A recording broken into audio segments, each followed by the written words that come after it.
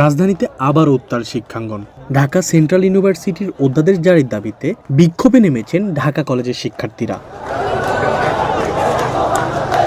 বুধবার দুপুরে ক্যাম্পাস থেকে শুরু হওয়া এই বিক্ষোভে শিক্ষার্থীরা সায়েন্স ল্যাব মোড় অবরোধ করলে বন্ধ হয়ে যায় যান চলাচল। এতে চরম ভোগান্তিতে পড়েন সাধারণ মানুষ। বিক্ষোভ চলাকালীন শিক্ষার্থীদের টালবাহানা বন্ধ করো, অধ্যাদেশ জারি করো এমন স্লোগান দিতে শোনা যায়।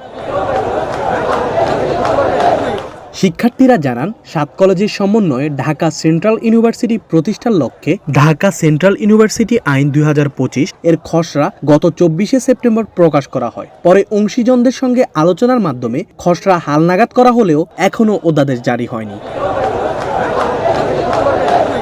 তারা বলেন, গত ডিসেম্বর মাসে শিক্ষা মন্ত্রণালয়ের সঙ্গে বৈঠকে জানুয়ারির প্রথম দিকেই অধ্যাদেশ জারির আশ্বাস দেওয়া হয়েছিল।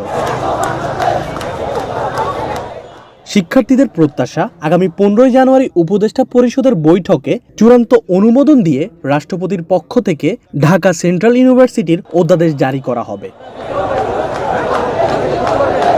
এ বিষয়ে সরকারের পক্ষ থেকে এখনো আনুষ্ঠানিক কোনো প্রতিক্রিয়া পাওয়া যায়নি।